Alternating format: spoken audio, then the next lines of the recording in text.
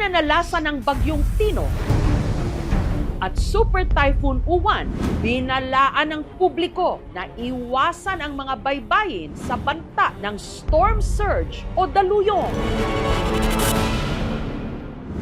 Kabilang na ang mga tiga-Bantayan Island sa Cebu. Pero makalipas ang bagyo, balik dalampasigan ang mga tiga-barangay Bantige, kanya-kanyang bitbit ng mga timbat kulambo. Ayun sila nga nag-ayak sa duta. Pero ang kanilang pakay, hindi mga isda o anumang lamang dagat, kundi mga gintong alahas na kung tawagin nila, bulawan. Paldo-paldo maraming nabiyayaan.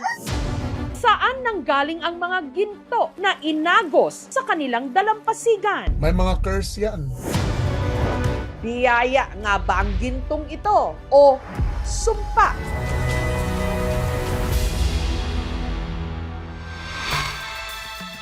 Ang unang nakakita ng mga gintong alahas sa tabing dagat, ang mangingisdang si Makoy. Inukay ko buong paligiran. May nakita ulit ako mga 4, 5. Ang napulot ni Makoy, parang buto lang daw ng munggo. Pero nung kanya raw itong titigang maigi, kuminang pati ang kanyang mga mata. Gold pala. Nakuha ko na 21 piraso. Marami na yung tao sa likuran ko. Nagukay din sila. Kabilang sa kanila ang magkapatid na sina Angel at Tata. Kung di siya may muskitero, di man siya makita tungod sa kagamay. Nakita ko ng 46 piraso.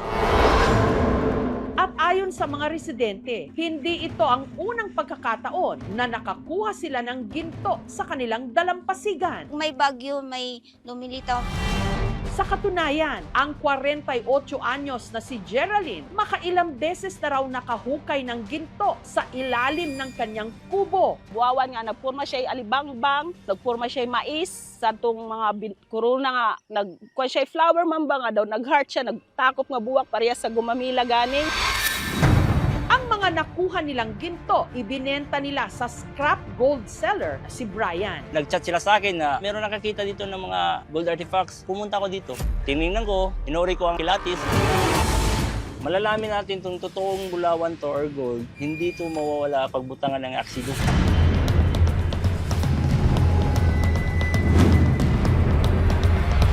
Tunay po siyang ginto. Mori siya halin sa ilang bulawan. Si Brian, agad binili ang mga gintong inalok sa kanya. Pero ang tanong pa rin, saan ba talaga nang galing ang mga ginto? Sa pag-iimbestiga ng aming team, nadiskubre nila na ang mga ginto may malaking pagkakahawig sa mga sinaunang alahas noon pang 10th to 13th century. Pumunta na ako sa baybayin. Tapos may nakita akong Bungo ng tao. Anong koneksyon o papel ng mga ito sa ginintuang kasaysayan ng Cebu? Mga pabaon sa mga nangamatay. Pero ang archaeologist na si Dr. Jobers Bersales tutol sa ginawa ng mga residente. Raid or trade, ang rason bakit may mga gold yan. Hindi nyo pagmamayari yan. May mga curse yan. In Cebuano, it's called tunglo. Before they bury their dead, they put a curse. Ang isa pang importanteng tanong, legal ba ang pagbenta sa mga ginto? Kailangan nyo ng surrender. Wala pa akong final na decision, ma'am. Pero Balikan natin ang kasaysayan at hukayin ang mga kasagutan sa aming pagbabalik.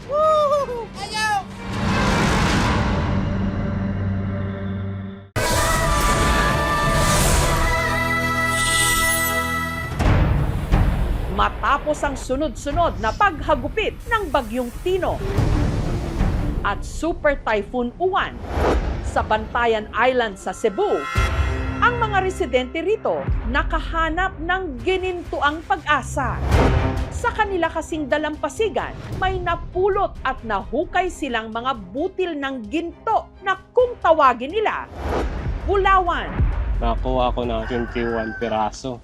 Ang mga mga ginintuang butil ng alahas na ito galing daw sa ating mga ninuno. Sa mga karaan pa nga panahon, ma'am, pabaon sa mga nangamatay. Ang hypothesis ko dyan, yung river dyan, on one side was the settlement, on the shoreline, yan ang burial.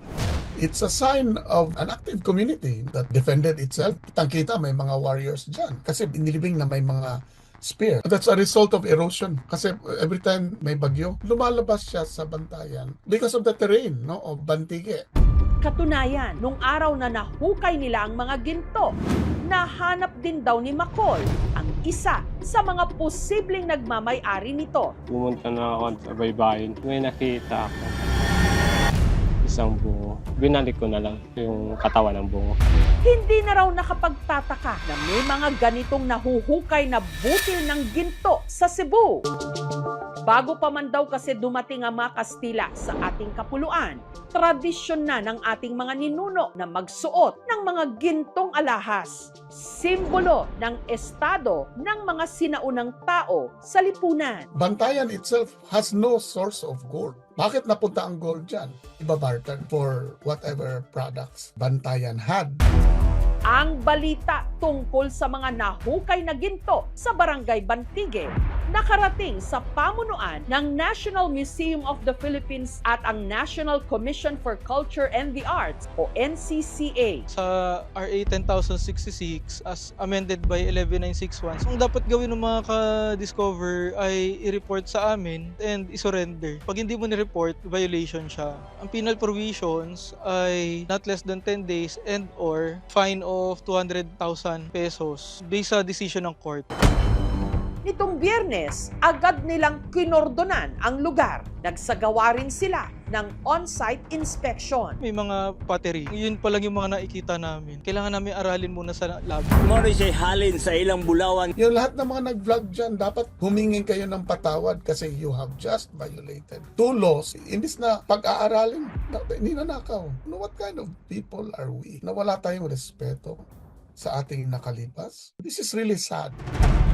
Ano naman kaya ang balak gawin ng gold seller na si Brian sa mga nabili niyang ginto? Gusto ko po sana ibenta ng mas mahal. Pero na-expose na po, ikikip ko na lang po. Pag nagre-rescue ng mga artifacts, nagkakonda kami ng orientation sa mga tao. Yung mga ganyan usually may nagbabalik. Sunod na lang sa ila patakaran kay makakuan may penalty malat nga dako. Sang-ayon ako, ma'am, kay medyo nag-abuso naman, ma'am. Dili naman taga diri ang iban. Pwede naman i-surrender pero para sa amin, maliit na bagay lang din naman yan. Masaya na yung mga tao nga makabili ng bigas.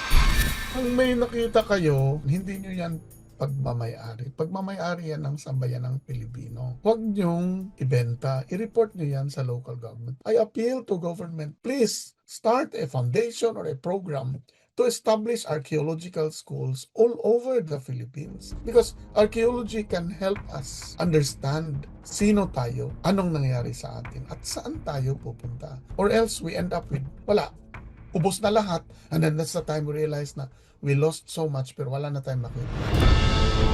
Bawat gintong inanod sa dalampasigan, paalala ng ating kultura at pagkakakilanlan. Pero sa harap ng gutom at unos, kaya bang timbangin ng mga nakakuha ng ginto kung anong nararapat? Sa kabilang banda, kailangan din namang pangalagaan ang mga pamana ng kasaysayan para sa mga susunod na henerasyon.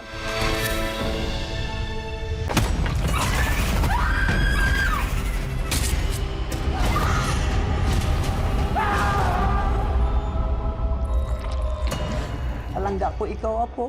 Alangga ako man, Kaula. Ba't ka nagsiman? Naharap ko to eh.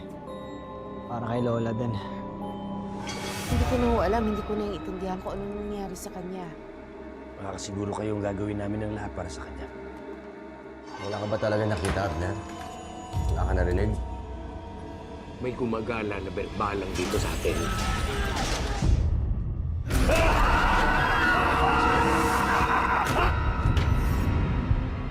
Ang mga nangangambang puso't isip, ginagamit yan ng demonyo para kumapit sa kaluluwa ng tao. Alam mo kung sino yung dapat mong ipagdasal na hindi mo makita? Si Pocho.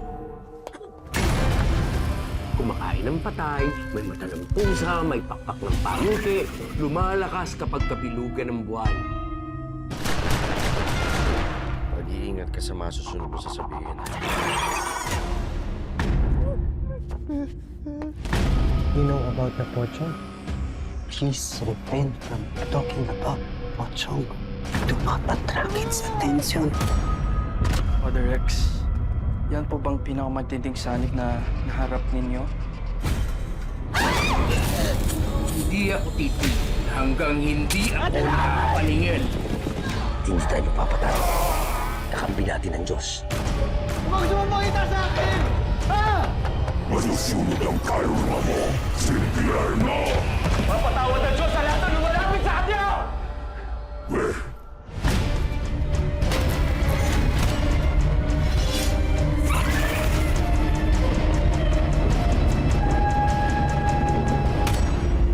Ito po si Jessica Soho at ito ang Gabi ng Lagim.